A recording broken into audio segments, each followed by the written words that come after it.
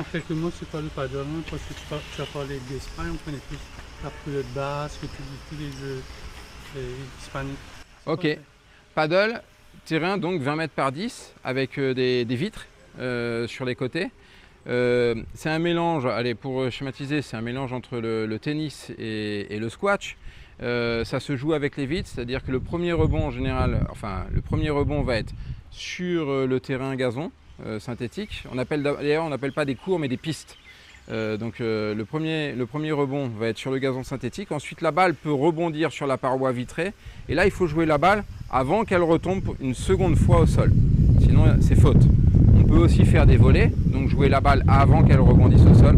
C'est les deux options qu'on a. Si la balle rebondit directement sur une vitre, c'est faux.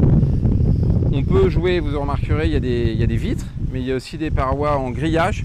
C'est-à-dire que le joueur peut jouer sur le grillage, c'est-à-dire la balle va rebondir au sol et ensuite toucher le grillage. Sur le grillage, ça va occasionner des rebonds un peu différents. Et là, le joueur doit essayer de s'adapter pour réussir à jouer la balle. Donc c'est vrai que lorsqu'on est compétiteur, on essaye d'atteindre les grillages de manière à créer des rebonds qui ne sont pas faciles pour perturber l'équipe en face. Le coup génial, c'est quand on arrive à se matcher et à faire sortir la balle va rebondir, donc la balle va rebondir sur le sol, ensuite la vitre et va sortir du terrain.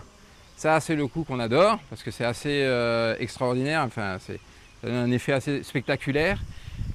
La seule chose, c'est que le joueur de l'équipe adverse peut sortir du terrain, donc par la petite porte là, et aller récupérer la balle et la remettre en jeu sur le terrain de l'autre côté. C'est pour ça que ça donne aussi un côté super spectaculaire au jeu, parce qu'en fait on a des sorties, il y a plein de choses qui peuvent se passer sur un terrain de paddle avec des échanges qui sont très longs. Combien de joueurs ici en Maurice? Actuellement, combien de joueurs dans Maurice? Je pense qu'on commence à être aux alentours des 400-500 joueurs. Isla Paddle n'a pas encore été lancé. On a toute une population de joueurs à Enoia qui n'a pas encore de toucher de raquette mais qui nous attendent. Donc rapidement avec l'ouverture, je pense qu'on peut en compter 300 à 400 de plus dans les 6 prochains mois. Donc l'ouverture d'ici, peut-être que ça va être en phase.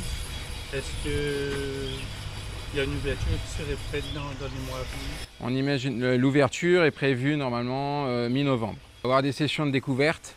On a déjà prévu avec l'école que vous voyez en face qui s'appelle Green Coast, il y a déjà 88 enfants qui vont arriver en avril pour découvrir le paddle. En même temps, on sait quand on fait découvrir le paddle aux enfants, non pas paddle, le paddle aux enfants, les adultes, les parents vont s'initier aussi. On est un club qui avons misé sur le service, puisqu'on a fait venir un coach spécialisé, certifié en paddle, pour faire découvrir l'activité avec tous les coups typiques du paddle. Donc ça va nous tenir à cœur de populariser, de faire découvrir, mais aussi d'apprendre vraiment à jouer au paddle avec tous les coups spécifiques que ça peut comporter. On va avoir des stages qui vont avoir lieu avec des joueurs de l'étranger qui vont venir, en plus de notre équipe. Et puis on va inviter aussi tous les membres bien sûr d'Enoia et des environs à venir découvrir, puisque en fait une fois que le site va être prêt, eh bien, comme je disais tout à l'heure, c'est ouvert au public. Donc il suffit de venir, de dire j'ai envie de découvrir et on sera là pour faire découvrir l'activité.